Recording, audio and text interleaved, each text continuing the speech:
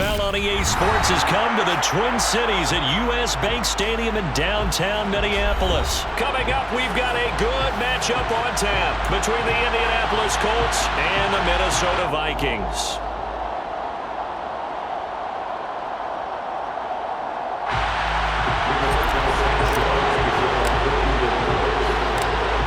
Here's the punter, Rigoberto Sanchez, on to get us started. And we are underway from downtown Minneapolis. This taken in at the goal line. Now a crease here as he's past the 30.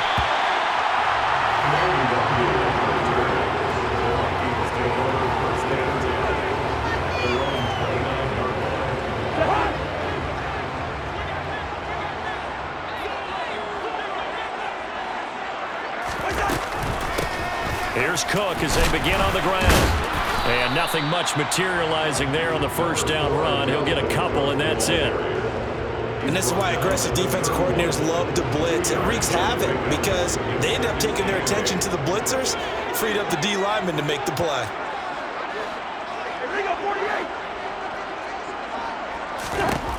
From the 31, Cousins.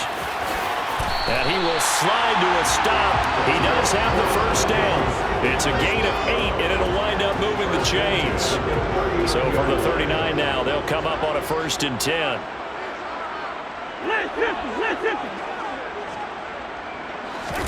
They go play action. Cousins. It's caught. Smith. So give him 5 yards there on the pitch and catch, and it'll be 2nd down. That's a staple of this offense. Drag route to the tight end. Yeah, he was unable to use his size to break off much more yardage after the catch, but still an effective gain nonetheless. On 2nd down, Cook. And he's dropped just before the line to gain. 4-yard pickup leaves him with 3rd and 1. Well, if you're a football guy, that's a pretty run because everyone is in sync right there. Obviously, the guy carrying the ball, but how about the people up front? Leverage, athleticism, they created some nice space for him.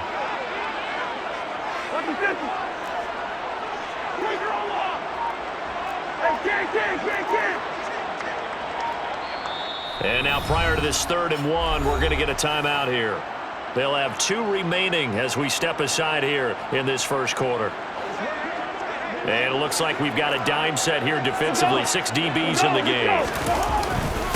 They'll run it. Here's Cook. And Cook was fighting for it, but I don't think he got there.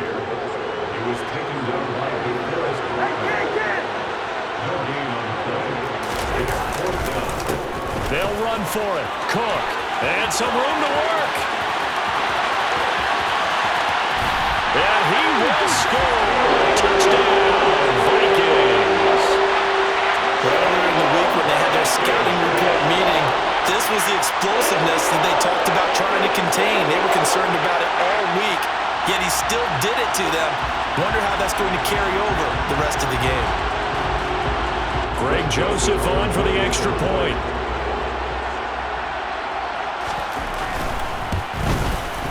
He's got it, and the Vikings take a 7-0 lead.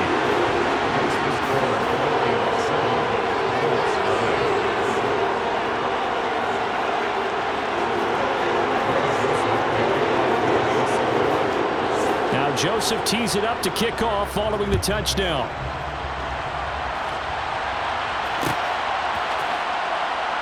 And here comes a return from a few steps into the end zone.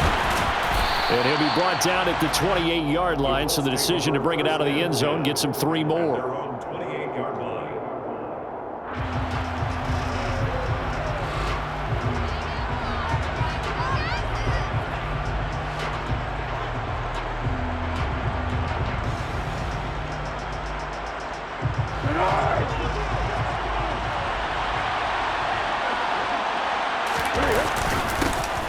They'll run with Taylor to begin the drive. They find some open field here. And he's free going down the left side. It's a foot race. Touchdown, Indianapolis. Well, I tell you what, when you get a running back who can move like that in the open field, that's something to take advantage of, and they certainly did there.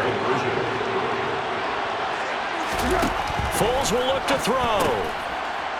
And it's caught. He's got it. So they go for two. They convert, and along with it, they'll take an 8-7 lead.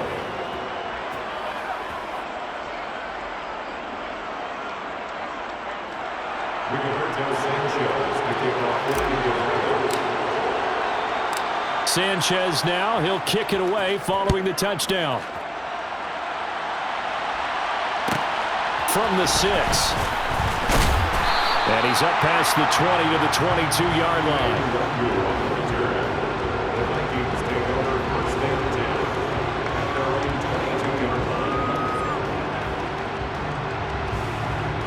Here are the Vikings now to start their next drive. And that last drive, it was all about the ground game, ground and pound. And I don't care how we're playing the game these days, offensive linemen still want to fire out and smack the guy opposite them and move the football on the ground. They feel better about that. That's what they want to do. That's how they want to play, and that's how they got it done. And they got it for a touchdown last drive. Let's see what happens here. I know we love our jobs, and pretty much any play we see, we're pretty, excited about. But big plays, let's face it, that's what we absolutely live for. How about that one? That was great. And what our camera missed was the fist pump from the sideline after that catch. They're fired out. That's a big gain. 5 yards is the tally on first down. That brings up 2nd and 5. Under a minute to go. Clock running in a back-and-forth first quarter of play. From the 44, Cousins. Open man, he's got him, the tight end, Hockenson. And he's going to be taken down right at the 40-yard line.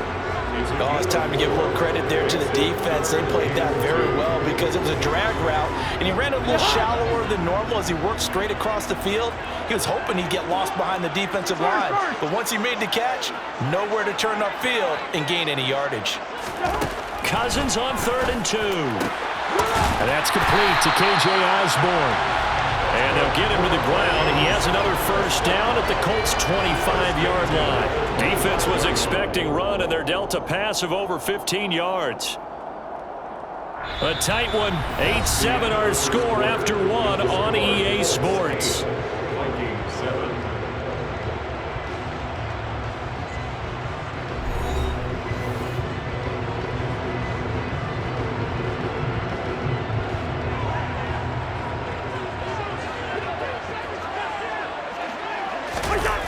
Play action now. Cousins.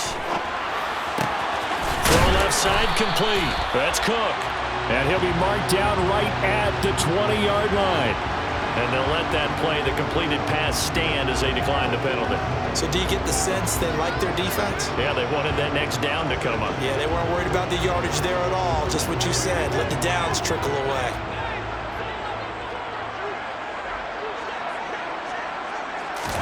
Now a 2nd down throw for Cousins. And he fires one that's intercepted. Picked off by Bobby Okereke. And the Coltsons are going to take over at their own 28-yard line. Definitely not the ideal time to see that mistake, partner, because this is still a one-possession game, and that's at least a field goal that just vanished with that turnover. Now, pressure's on defensively to prevent that pick from turning into points for the other side. 78 yards rushing for him as he has been tough to stop here this first down. And there we saw one of the downsides of blitzing during a rundown, because sometimes you get out of your gaps. You don't fit the run quite as well because you're headed towards the ball carrier with abandon.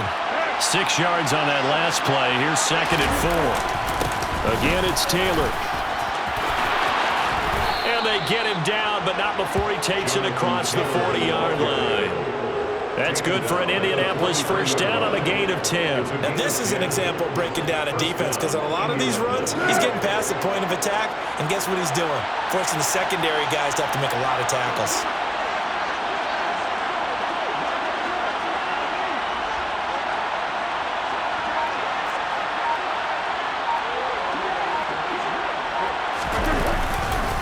First and 10, Taylor now. And give him about 5 as he gets this up to the 48-yard line.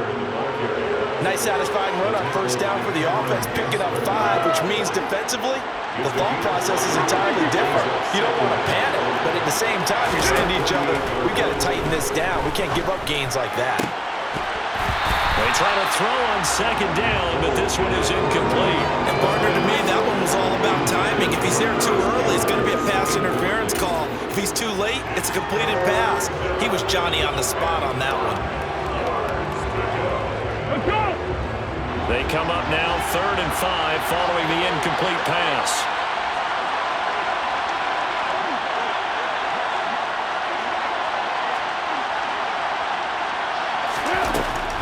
On 3rd down, here's Taylor. And he's got some space here. There he goes left side. Touchdown, Indianapolis. Jonathan Taylor with his second touchdown here in this first half, as his guys are able to extend their lead. And always a good first half when you can hit pay dirt twice. And it never hurts to have that good feeling as the game moves on. Just think about halftime. If that's all he gets, he'll just sit there at the half and think, all right, 2 already. I can get some more. I can get some more. And he'll be encouraging his offensive line to create some space. They'll let Taylor try and run. And he is into the end zone again. So get him some oxygen. He scores on the long run and then punches in the 2-point conversion for good measure. Sanchez now, he'll kick it away following the touchdown. Taken at the goal line. And he'll get it up past the 20 to about the 22.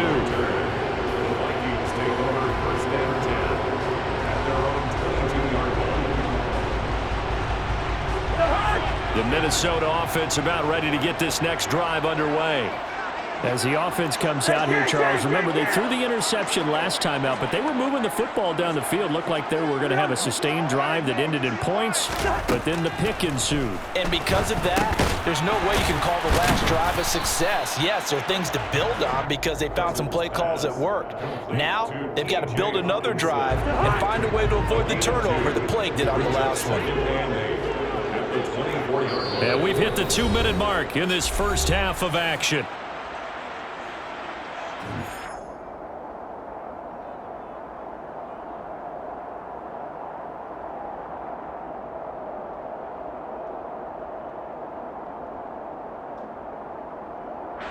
Second and 8 coming up.